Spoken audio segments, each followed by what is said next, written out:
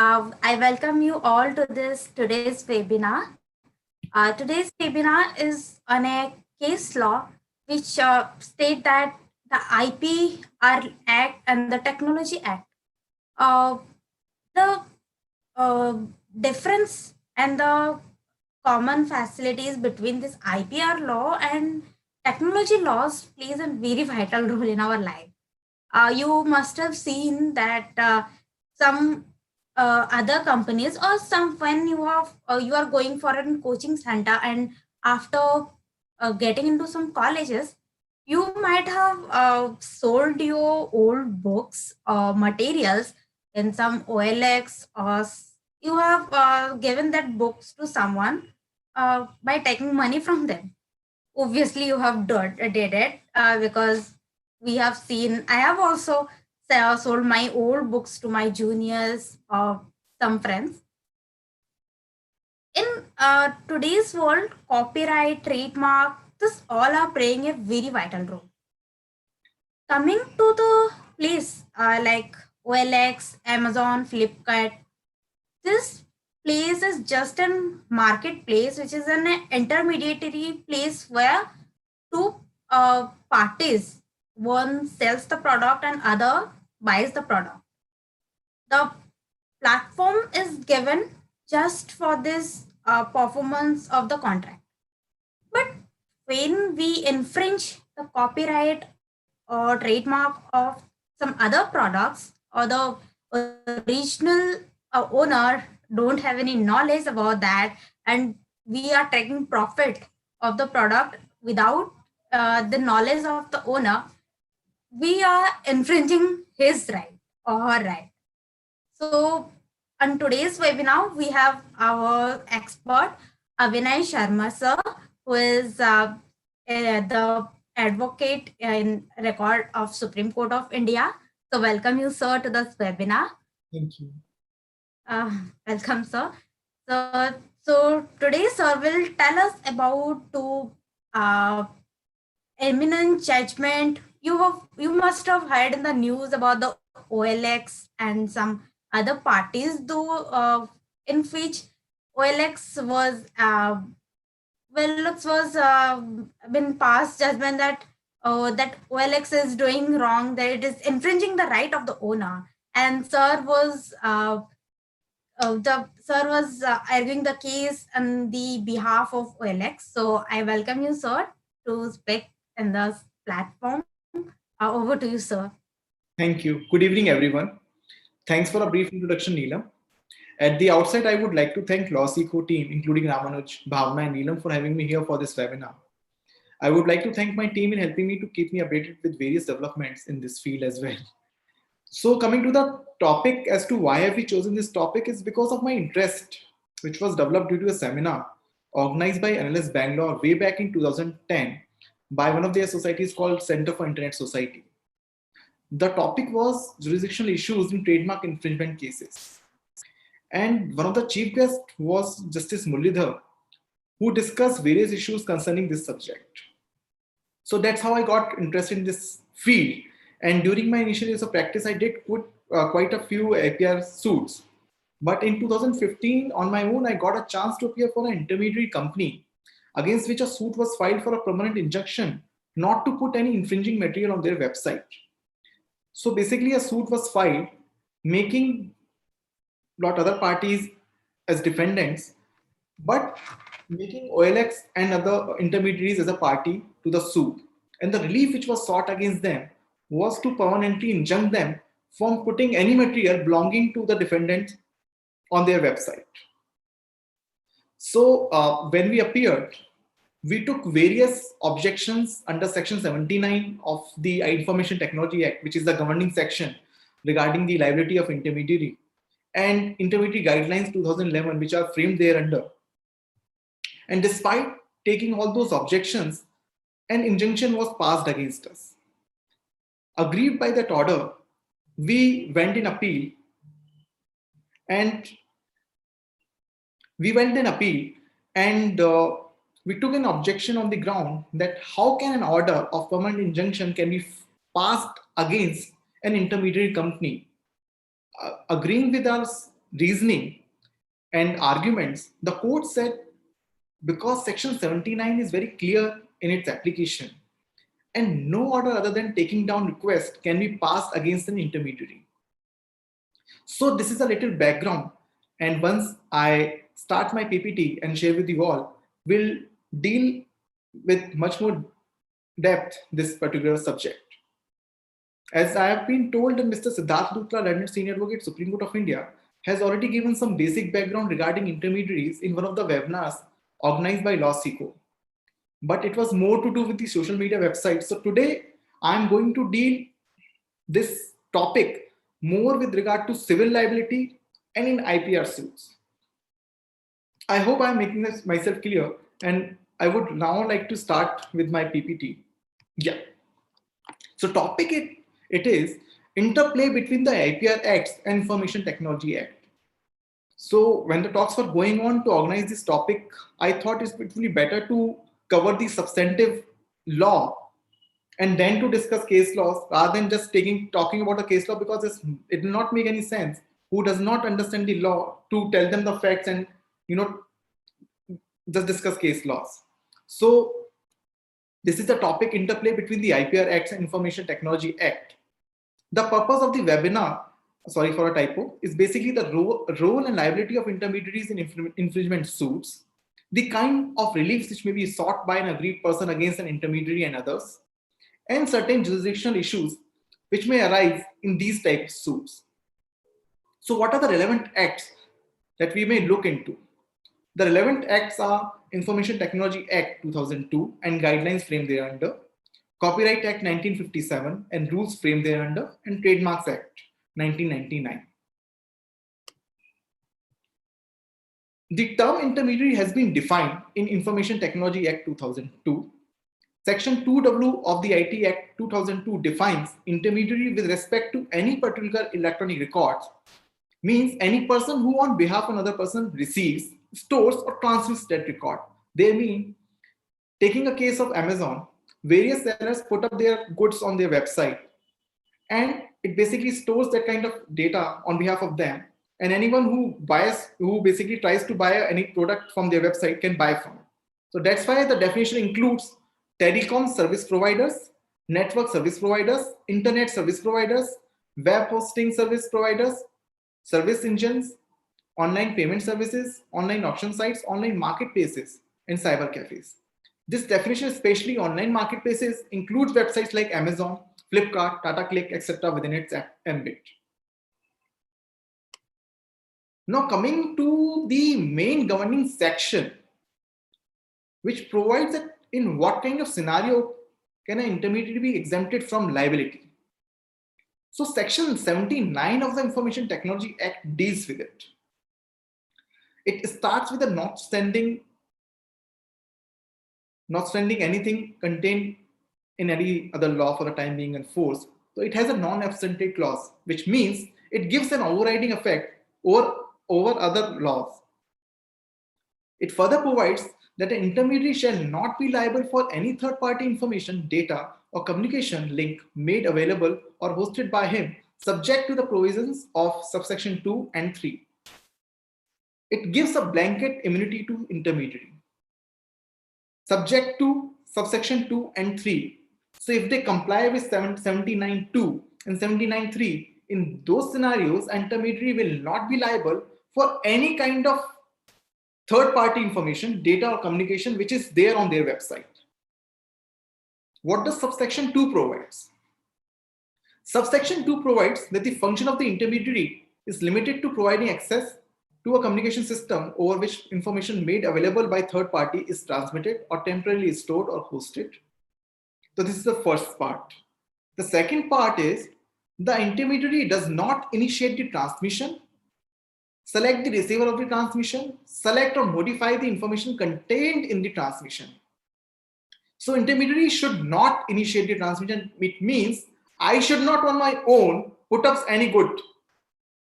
I should not select any receiver of those particular goods and select or modify the information contained in the transmission. I should not, like if they are giving some description of the goods, I do not have the authority to change it. Obviously, when they are putting up that stuff on my website, they'll have to disclose and give an undertaking that they have rights to put up that good on my website. But as an intermediary, my role is very limited. I do not have power to initiate the transmission, select the receiver of the transmission, select or modify the information contained in the transmission.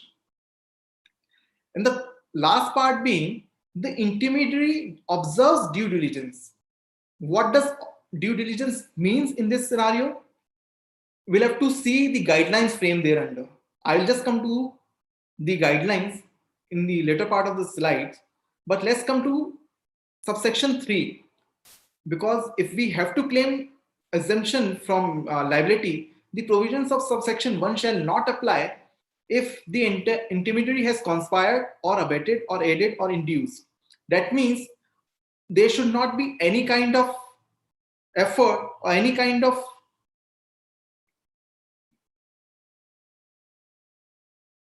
I should not commit or I should not be involved in the commission of the unlawful act. B says upon, I'll just highlight it, it says upon receiving actual knowledge or on being notified by the appropriate government. This part was challenged in a writ petition before the Supreme Court of India in Shreyas Singhal versus Union of India. And the court read down section 79(3)(b). Read down means that rather than reading section 79(3)(b) as it is, it will now be read as following. Section 79 is valid subject to section 79(3)(b) being read down to mean that an intermediary, upon receiving actual knowledge from a court order or on being notified by the appropriate government or its agency that unlawful acts relatable to Article 19(2) of the Constitution are going to be committed, then fails to expeditiously remove or disable access to such material.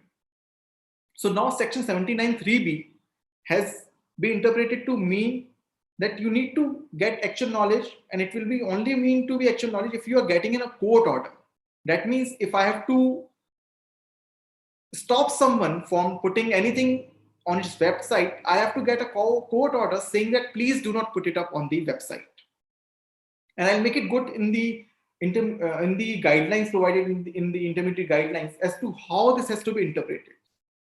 So now we are clear as to how intermediary is defined and in what scenario can they be exempted from liability. Then there are intermediary guidelines which have been framed under section 87 of the Information Technology Act, read with section 79(2) of the IT Act. So under these two provisions, guidelines have been framed. I'll just, for the purpose of the audience, I'll just read it out. Clause 3 provides for due diligence to be observed by intermediaries. As we remember, we just read section 79(3), which says that some certain due diligence has to be followed by an intermediary. How do you follow it? Clause 3 of the intermediary guidelines provides for it. Clause 3 further lays down certain categories which cannot be hosted at all by the intermediaries. Clause D talks about IPR rights, meaning thereby, if someone is violating IPR rights of someone and and that thing is brought to the knowledge of an intermediary company, then they are liable not to host it on their website. That's why I said that whenever someone is putting up anything on the website of an intermediary, they need to give an undertaking that they have the right, proprietary right. Then coming to Rule 3.4, it states that the intermediary, upon obtaining knowledge by itself or being brought to actual knowledge by an affected person in writing or by an email, shall act within 36 hours or where applicable, work with user, owner of such information to disable such information that is in contravention of subrule 2. 3.4 was also read down by the Supreme Court of India in Shreyas Singhal, because they said intermediary should not act upon its own knowledge. They should rather get an order from the court and only then they can take it down. Because in Shreyas Singhal, they were not totally concentrating only on the IPR rights, but they were rather concerned with Article 19(2) of right to freedom of speech and expression. When I say basically intermediary are not only OLX, Amazon, Flipkart, Twitter, Facebook are also intermediaries because they are providing a platform to people to express their ideas. So Shreya Singhal was basically on the point as to how to safeguard Article 19(2) of the Constitution of India, at the same time give some kind of immunity to intermediaries. And that's how the court read down Section 79(3)(b) and Rule 3(4). But in the case of IPR, we are yet to see as to how the courts, or we are yet to see any Supreme Court judgment to deal with IPR rights as well as intermediary rights, and how to balance these two rights. As you can see, my fifth point, judgment was more in context of Article 19(2) of the Constitution of India.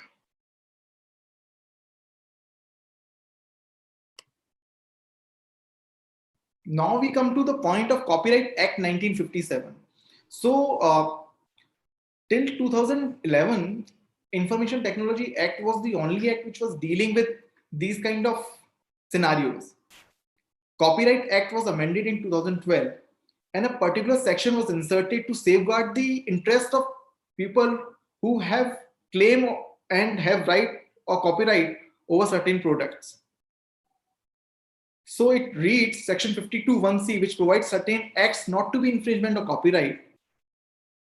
It provides that transient or incidental storage of a work or performance for the purpose of providing electronic links, access, or integration, where such links, access, or integration has not been expressly prohibited by the right holder, unless the person responsible is aware or has reasonable grounds for believing that such storage is of an infringing copy. So it basically gives certain rights to the person who is claiming a right or copyright over his product. So the person responsible has to send a written complaint saying that putting up such a stuff on your website is actually infringing his copyright. And once the intermediary company receives that information, they should block that access for 21 days. So what is the impact, or what is the importance of 21 days? Basically, it gives a right to the person who is claiming copyright to go and approach a court to get a court order. And once the court order is received, then it is prima facie proved that he has a copyright, and then the access has to be blocked. But if he doesn't get an order within 21 days, then the intermediary is not liable to put it down. As you may see, he may continue to provide the facility of such access.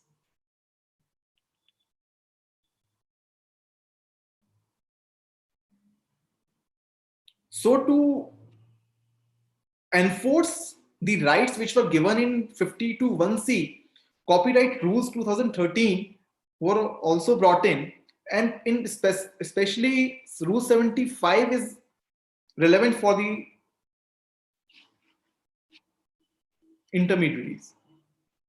The written complaint, what does it say? How do you write a complaint? Whenever you consider a scenario wherein I'm going through a website, or your client is going through a website, and he gets to know that someone is infringing his copyright. So he can resort to Rule 75, write a written complaint containing the following particulars. He has to write description of the work with adequate information. He has to show that he is the owner, exclusive licensee of copyright. He has to show that the work which is there on the website is basically an infringing copy of the work.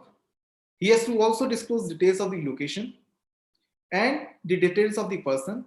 And the F is very relevant. It says undertaking that the complainant shall file an infringement suit in the competent court against the person uploading the infringing copy and produce the orders of the competent court having jurisdiction. So once I receive that kind of complaint, I'll have to block the access within 36 hours. And he has to get an order within 21 days to make sure that I keep blocking that access. So now we have come across substantive law regarding intermediaries. They are defined in the IT Act. Exemptions have been provided where they cannot be held liable. Section 79 talks about it. We have gone through intermediary guidelines, which says that what kind of due diligence is required to be done. And now we have also gone through the Copyright Act, which is a substantive provision talking about the course that one should take once they get to know that something is basically infringing their copyright. And then the copyright rules. So after going through all this, the question which may arise, the reliefs which may be sought against the intermediaries, I would say it would be, unless and until we can show that they have not followed section 79.2 and 79.3, it will be very difficult to claim any kind of relief against the intermediaries. So the only relief that can be taken against them is basically a takedown request, wherein you can say, where you can basically ask the court to direct them to take down that material from their website.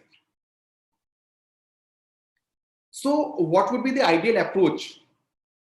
The ideal approach would be to better send a notice first, asking, like we had just gone through Rule 75, which gives us 21 days time frame to approach the court. Even otherwise, under the intermediary guidelines, because this is copyright, you may have an issue under Trademarks Act, and there is no corresponding section like Rule 75 in Trademarks Act. So you may resort to Information Technology Act and send a notice saying that this is and this particular thing is actually infringing your trademark, and please take it down. Because it furthers your case. When you are approaching the court, you may take a plea before the court saying that despite a specific request being raised by you to the intermediary saying that please take down this material, they have not taken it down. And the court may pass an interim injunction or interim order saying that please take it down, and then it will be easier for you to get that kind of relief. And now after going through all this, we know that intermediaries are enjoying a lot of rights under the present regime. And it makes sense as well, because sufficient safeguards have already prescribed by inserting section 79.2 or 3 of the Act. I'm just putting for your consumption this particular case law called Amazon Seller Services Private Limited versus Amway Indian Enterprises. This is a suit which was filed by Amway against the Amazon, saying that by allowing our products on your website, you are infringing our rights. And the contentions which were raised before the court and how the courts have dealt with it, I've just summarized for your consumption. See, the appellant's defendant disputed the trademark infringement claims inter alia, taking a stand that once proprietors of trademark claims have sold the goods, they extinguish their right over the trademark to resell the goods so acquired. So this is something called direct sale guidelines, on the basis of which Amway had filed a suit, saying that they did not take any permission from us before putting up the goods on the website, because Amway was the registered proprietor. They said once you, like, you must have seen, many people can sell Parle-G biscuits, many people can sell deodorants and all those things. So, and these retailers can also put up these products on the intermediary's website. Once the proprietor sells the goods to the retailer, it passes on that right as well over the goods. The second thing which was considered by the court was an intermediary is not liable for any third-party information, data, or communication link made available or posted by it, as long as it complies with section 79.2 or 3 of the Act. It is to ensure that the liability for non-compliance and for violation by a third party, that is the seller, is not fastened on the online marketplace. They further held that the value-added services like storage, packing, and delivery provided by them as online market policies do not dilute the safe harbor granted to them under Section 79 of the Information Technology Act 2000. So this is basically the court said that just because they are providing all these additional services like storage, packaging, delivery. You must have seen that Amazon, though the good would be belonging to some company, but it comes packed in a Amazon packet. So the court considered that just because they have provided all these services doesn't, dilute the safe harbor granted to them under Section 79. You cannot take away that liability unless and until they have not followed Section 79 2 or 3 of the Act. So the whole immunity works more around Section 79 2 or 3 for intermediaries, but there are some loopholes as well at the same time. I must point it out. You must have seen that Amazon now has started selling its own brand. Now you can buy fridge, TVs, ACs of Amazon brand. We have seen that you can, there is all Section 79 2 says that you cannot initiate any transmission. Now Amazon is actually putting up its own products on the website. Does it take away the protection which has been granted to them under Section 79 2 or 3 of the Act? That is something which has to be explored yet and has not been dealt with by the court till now. The other issues like Flipkart. Flipkart is now selling products like MarkU. You must have seen that ACs of MarkU, this is also a brand promoted by Flipkart, is also selling products on Flipkart. So can we say that they are now initiating transmission? And once they are initiating the transmission, that means anymore they cannot enjoy the protection granted to them under Section 79 2 or 3 or 79 1, sorry. Section 79 1 protection will not be available to them because they are not being following, or they are not following the guidelines as been provided by Section 79 2 or 3 of the Act, because they are now initiating the transmission. But the problem is that in those cases, nobody will go to the court saying that, see, they are not initiating a transmission. Mostly intermediaries are made a party when someone else is infringing the product on their website, but they themselves are never made a main contesting party. So a law is yet to be developed, and these issues are yet to be discussed by the court, wherein how can an intermediary can have its own brand and sell its own on its own platform.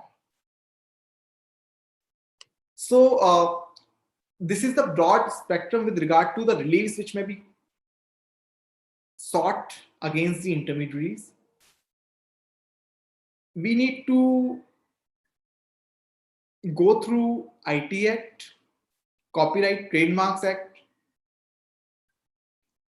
Section 79, Intermediary Guidelines, Rule 75, and Copyright Act 52(1)(c), if in case we have to seek any kind of relief for and against intermediaries. Now, one of the most fascinating aspect of these issues is basically jurisdictional issues.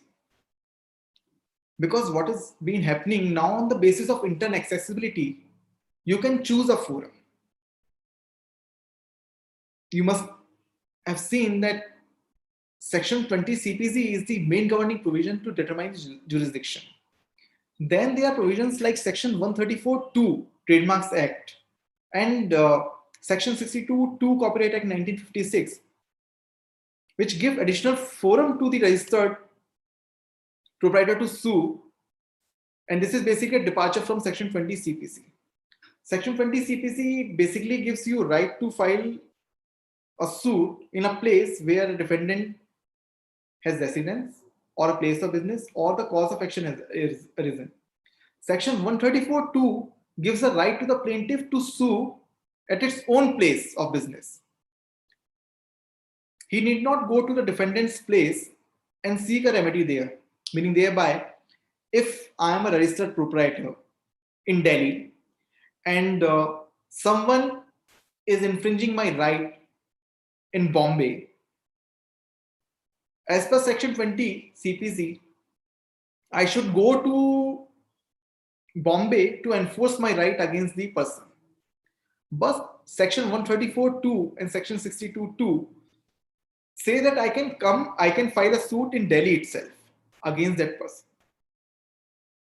And the relevant judgment, and that's a classic judgment to deal with these scenarios, is in the matter of Banyan Tree Holding versus A. Murli Krishna Reddy. It's a division bench judgment of Delhi High Court, and it laid down certain principles to determine jurisdiction on the basis of accessibility of infringer's website. The reasoning, which now has been extended to intermediaries' website as well. So I'll tell you, Banyan Tree was given in 2009 when intermediaries were yet to come and yet to have business in India. So Banyan Tree laid down principles as in, if a defendant's website can be accessed from Delhi and it can conclude a commercial transaction using that website, then the Delhi court will exercise jurisdiction over that cause of action.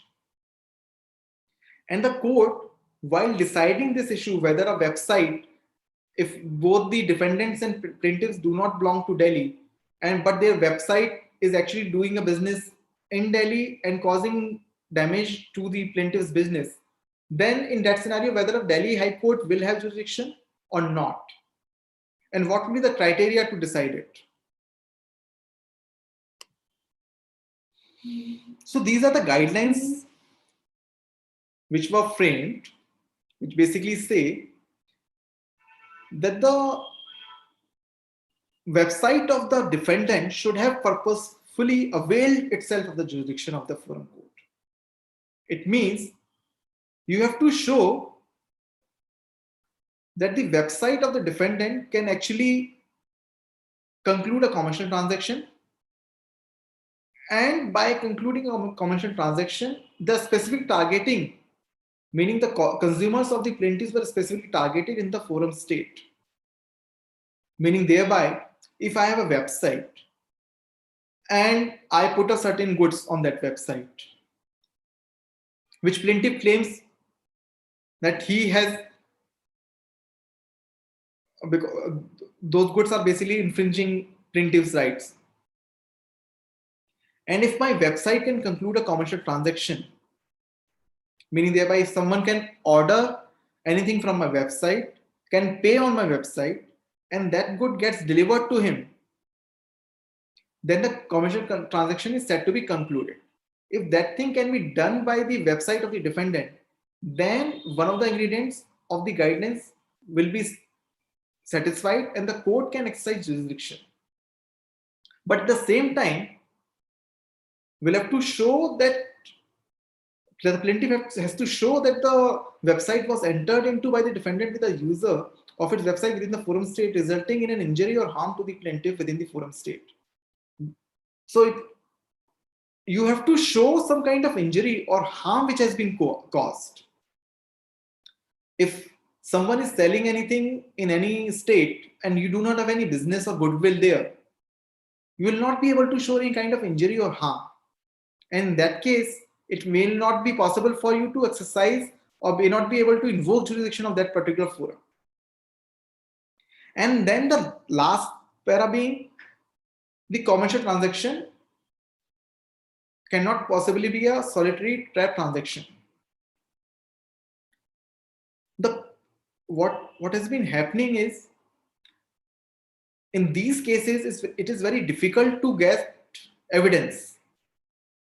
So the parties actually hire an investigator and ask him to place some orders and to see whether they get delivered within a particular state or within a particular city. So those are called solitary trap transactions. So the court in this case has held that if you rely only upon a solitary trap transaction, that cannot confer jurisdiction. But if there are multiple trap transactions by the investigator, that means defendant is active in that particular forum and commercial transactions are getting concluded by its website, and the court can now exercise jurisdiction over that particular cause of action. So this particular judgment, if we see the guidelines, was basically given in the context of defendant's website, wherein, like you must have seen, Pepsi, Coke, they have their own website. Bisleri, they have their own website. You can place orders through their website. So in those scenarios, this judgment was given. But now the orders are getting delivered through intermediaries as well. Like Amazon can now deliver you a good, and you can actually conclude a commercial transaction of the defendant's product through Amazon. So now what is happening?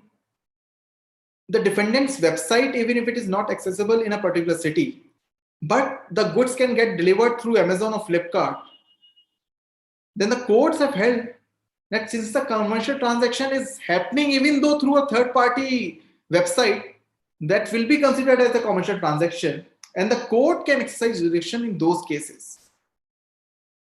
So the consequence of this is that a concluded sale on an intermediary website can confer a jurisdiction on any court subject to satisfaction of the aforementioned guidelines. So now,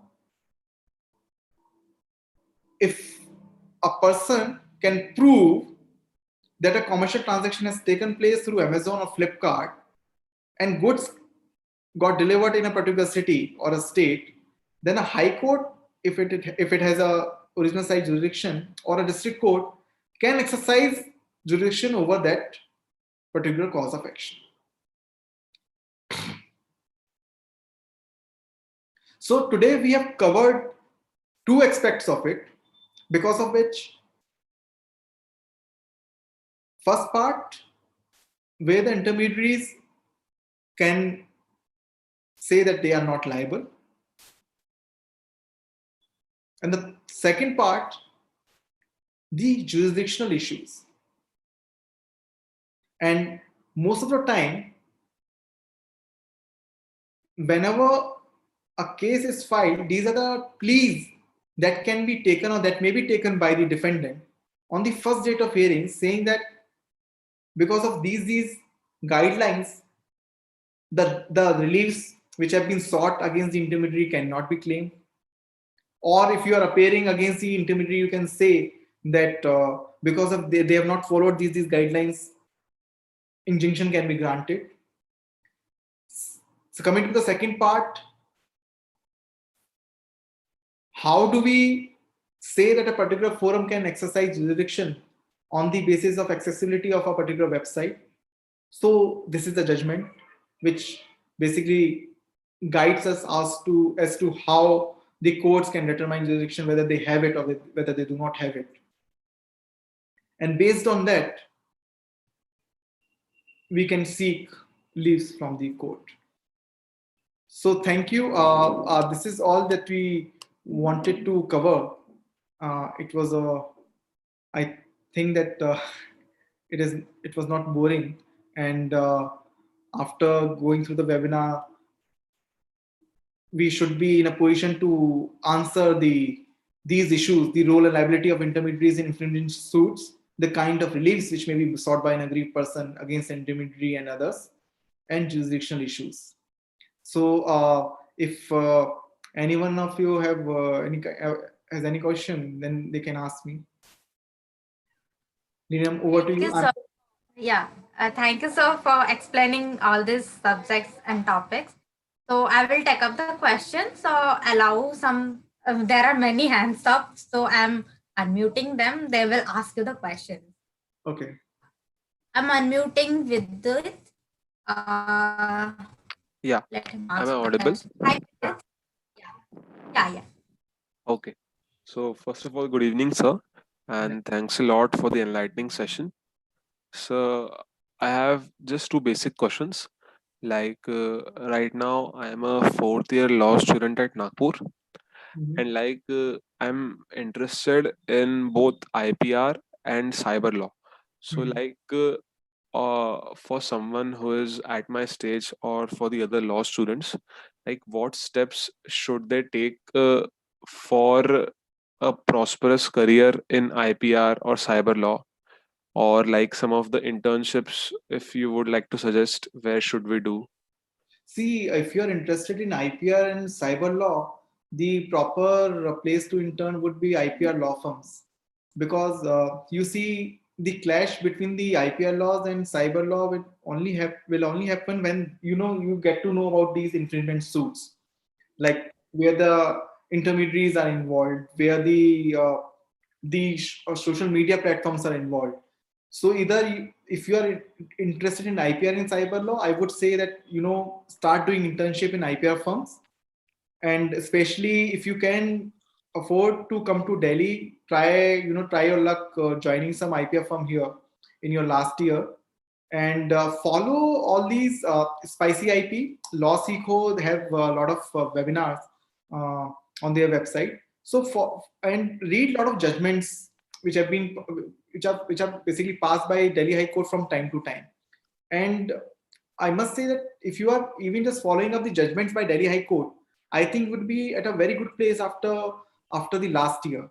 But go slowly, try to do internship first, and then you need to have a basic understanding, and then look for these interplay between cyber laws and IPR. First, you need to have a basic understanding about IPR, and then you can collaborate with it with the cyber laws and all. Okay, sir. So if you could suggest some of the good IPR law firms. I think it's everyone knows about it. You can try your luck at Anand, then Sai Krishna and Associates, and then Remfree Sagar. So these are some 3 or 4 law firms which come to my mind right now. But yeah. Okay, sir. Not a problem. And the second thing which I would like to ask is, I am right now interested in litigation. Mhm. So, like, I have a doubt. Like, right now I'm in my 4th year, so I'm planning whether to do an LLM or not. So, like, will an LLM from any national law university be helpful in litigation, or like should I do an LLM from the place where I want to practice so that I can do visiting the courts and LLM simultaneously? See, any additional degree will give you additional information and will provide you additional knowledge as well. So I would never say that do not go for LLM if you are interested in litigation. But at the same time, I must say that in litigation doesn't matter. Okay. What matters is basically your skill set. If you are a good researcher, if you can frame good arguments, if you can draft well. So these are the skills that you need to work upon. You can do LLM if you're interested, but it will not give you any additional advantage over others in, Okay. in litigation, I must say. Okay, sir. So thanks a lot for answering the questions. Thank you. Thank you, Vidit. Now I will take up the question from Dinish. I'm allowing Danish to talk. Okay. Hi, Danish. Hello. Anish, you have to unmute yourself. Okay. Okay, fine. So my question is related to the intermediaries. So in your lecture, you said that yeah, within 36 hours, the intermediaries need to download the content. No, need to take down. Need to take down the content. Now, suppose if somebody is saying that this trademark belongs to me, and there is no knowledge of trademark laws, and so on what basis the intermediary should download the content, because that is not the court order, that is simply a notice, and So that person who is serving a notice is not aware about the trademark laws. Yeah, I understood your question. So Yeah. you must see when I read about copyright rules, Yeah. there are no such corresponding provisions in Trademarks Act. So if someone is contending violation of copyright, they may resort to Copyright Rules 2013, right? But trademark, if there is a violation of trademark, that's what I said. The ideal situation would be to send a notice. Sometimes what happens that you can make out a prima facie case even to the intermediary, to Amazon, to Flipkart. You can make out a prima facie case. But if somehow it needs some kind of interrogation or something like that, I think it's better to just send a formal notice to make out of prima facie case before the court. That despite your notice, they have not taken it down, just to make your case better. That's all. But you write to the extent that you need a court order. You need a court order, even in copyright rules and trademark. But in the trademark, you need it even before 36 hours thing is not there in the trademarks. So you have to get a court order to restrain someone. Okay. The other question related to the due diligence part, that what type of due diligence the intermediaries need to take? They need to they monitor the content which is available on the website. Suppose something illegal is running, illegal is uploaded by the user. Now, what type of due diligence we are talking over here under the terms of IT Act? See, intermediary guidelines actually prescribe some kind of categories. Someone is selling, something unlawful, like doing something which is prohibited by IPC, and they can see it that actually is against the IPC.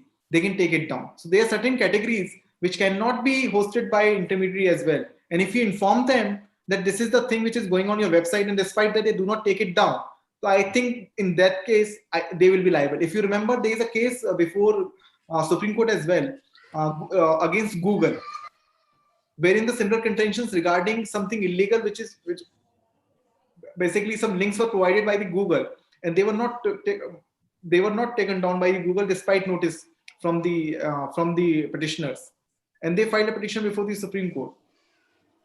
So in that case, the court said that if something is illegal, prima facie, and there is no requirement, it actually covers one of the categories provided by the intermediary guidelines as well. In those scenarios, I think they can take it down without any court order. And due diligence it basically means that if someone is uploading some stuff on your website, you should at least take an undertaking that yes, you have a right. More than that, if I actually start selecting the receiver, start selecting the transmission, start selecting all those things, if I start interfering in all these, then the protection under section 79(2) or 3 will get affected. So I cannot interfere much, but at the same time I can do a little due diligence from my side. That's all. Just connecting question regarding this, that this notice should be from which party? I mean to say, this notice should go from the government or the government agency, or any individual can send a notice to the... Which category are you talking about? I'm talking about the illegal content or unlawful content. There's some unlawful or illegal content is running. See, unlawful would be two parts. Unlawful under the IP Act, like copyright, trademarks, and then there'll be second category, unlawful, like IPC, and wherein someone is actually putting defamatory statements on Twitter. Yes.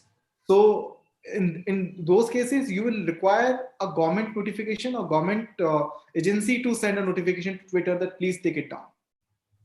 Yes. So any individual or any legal entity, I'm to say any individual or any entity, any entity notice won't work. Particular contention was raised by petitioners in Shreya Singhal versus Union of India, and they said that it will be very difficult to entertain individual requests, because otherwise intermediaries will be getting millions of requests daily. So that's why they said it will be better to either to approach a court and get a court order, or get a good government notification, write a letter to the government saying that this is the thing which is going on. That's why you see that a lot of time defamatory suits are being filed saying that, asking them to take down this material. So once the final relief is granted, then they will be directing the Twitter that these are defamatory statements. So first you have to prove that these are defamatory, and once it is proved that this is defamatory, the court will be passing a final relief asking the Twitter to take it down. But these stages never reach, because these are basically suits, and they get one person says sorry to other and it gets settled. Okay, fine. Thank you so much. Thank you. Thank you, Danish. Now I am unmuting Trisha so that she can ask the question. Hello, Trisha. Good evening, ma'am. Am I audible? Yes, ma'am. All right. Good evening, sir. Thank you very much for this lecture. And like you said, it's not boring at all. We've sat through it and we're still as interested as we were in the beginning. Sir, I would like to ask the first question first, which is you said that intermediaries cannot be proper parties. They're usually only enjoined in suits as ancillary parties. Co-dependent as a performer respondent, basically. Performers, yes, sir. So, sir, in this case, why are these not enjoined as necessary parties? Because you also said that, for example, Amazon has started creating its own. Yeah. So these are the issues. products. These are the issues, and I have yet to come across a judgment which actually deals with it. The I think the Amazon sellers judgment filed by MBA. I think Yes, sir. once a final judgment gets delivered in that suit, Yes, a sir. lot of issues will be resolved, because the single judge has held that Amazon is not an intermediary, because they have been providing a lot of value-added services, and if they are Yeah. providing those services, they should not be held. So if you are interested to explore this issue more, I think I will also read. I just went through the DV judgment, but Right. if you're interested as to why they should not be given intermediary, status anymore, you should go through the single judgment, single bench judgment in the filed by MWay against Amazon. Okay. Also, sir, so for example, sir, I was reading this one judgment in which Swami Ramdev had a book which was going to be published on, had a publisher, and that had to be sent or had to be sold on Amazon now. So it started a case, filed a lawsuit against Amazon. Now, sir, in this case, one is civil defamation, which is one aspect is that. Then one comes the IT Act, which deals with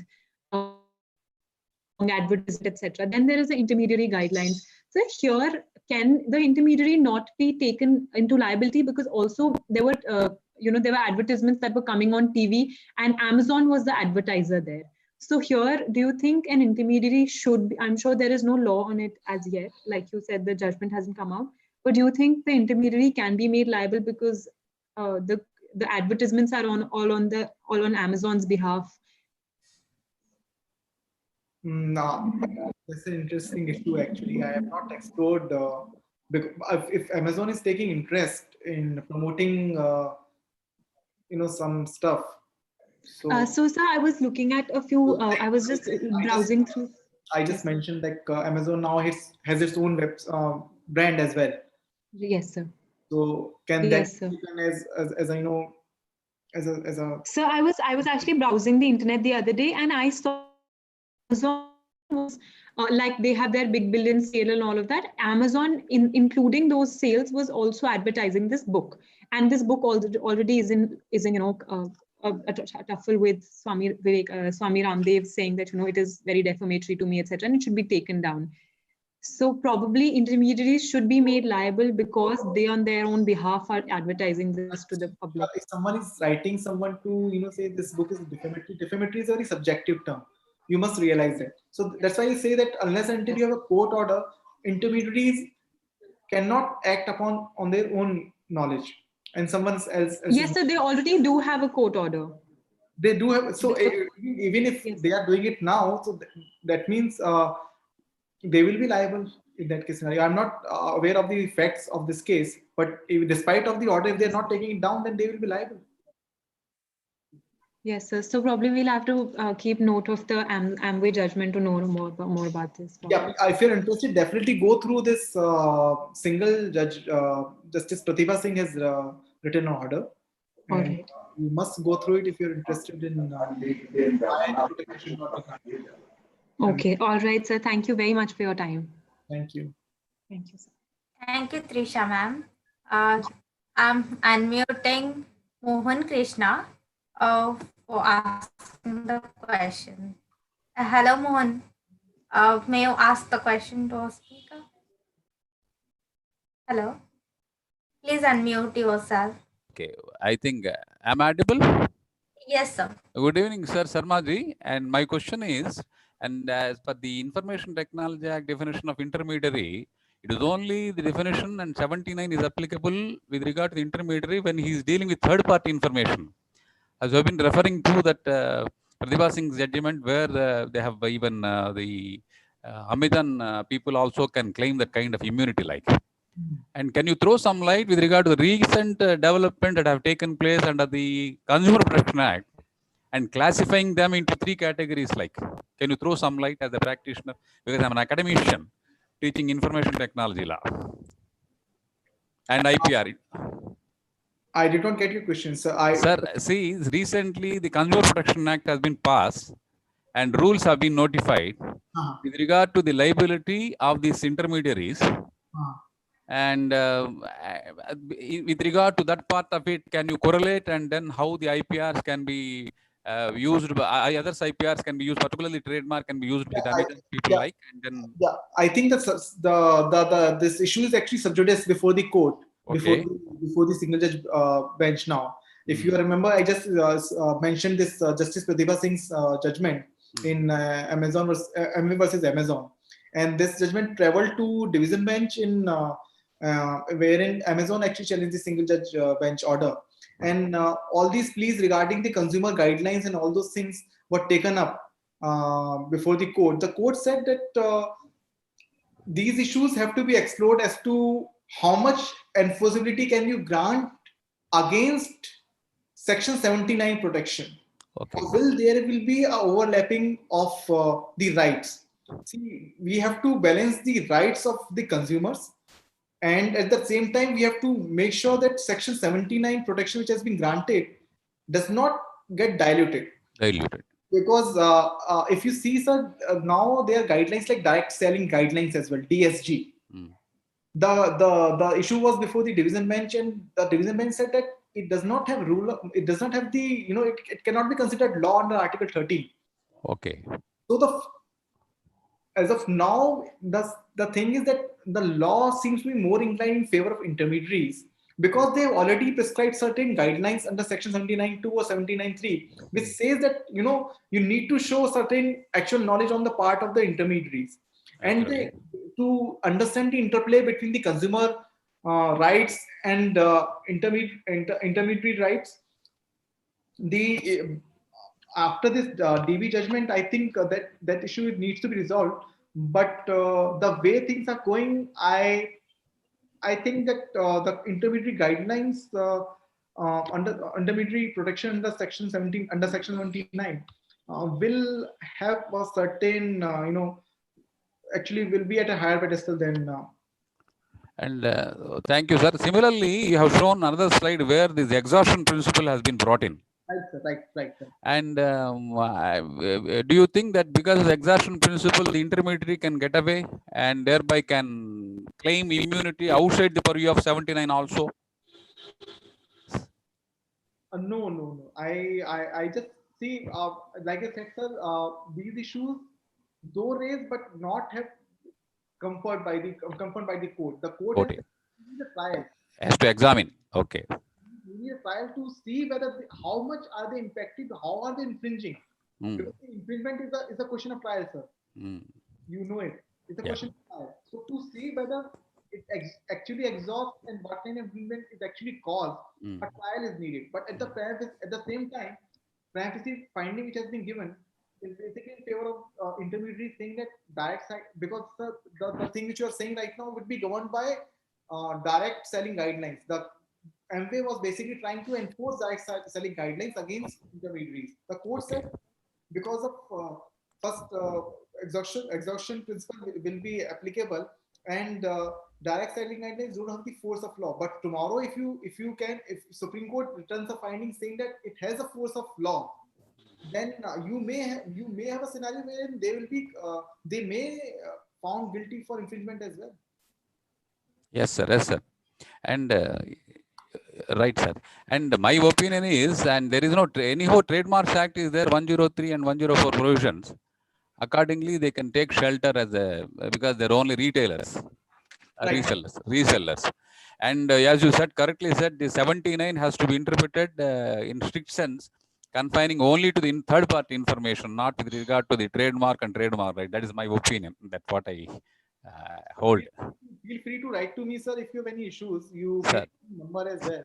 Okay, sir. Call me whenever you wish to. Certainly. And I'm an academician from Hyderabad. And having a PhD degree in IPR, and has been teaching even this information technology law also. That is the interest I have. Thank you for Nice meeting you, sir. Nice. Thank you. Good lecture, and particularly showing some light on the IPR laws and IT law with recent development. Thank you, Sharma ji. Thank you, madam. Yeah.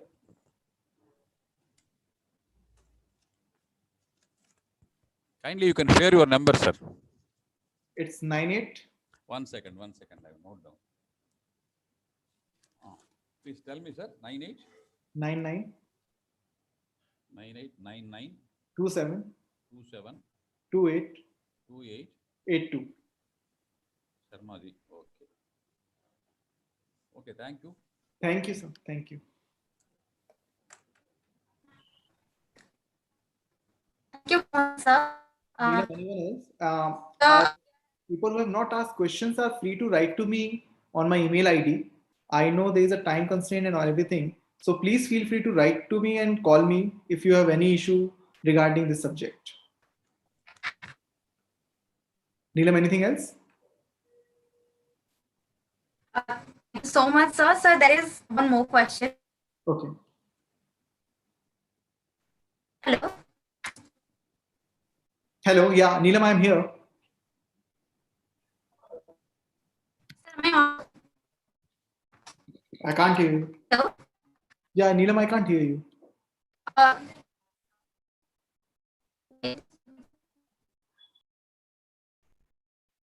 Wait a second, sir. Hello. Sir, can you hear me? I can hear you. Hello. I can hear you. Yes, sir. Sorry, sir, my internet connection got disconnected.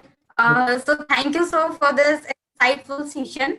I'm sharing your profile with the attendees and also my profile with the attendees so that they can get connected with us. They can ask you any questions if needed. So thank you for being here to help us and to give such an insightful webinar with us. And also, I will request all the attendees to check the LawSikho website, the LawSikho YouTube channel, so that they can go through the previous webinars and can go through the. Thank you, sir. Thank you. Thank you, Neelam. See you. Thank you, Neelam. Thank Sorry, you. sir, my connection at the last moment. Okay. No problem. No problem. See you. Bye. Bye. Thank you, everyone. Thank you. Bye, sir.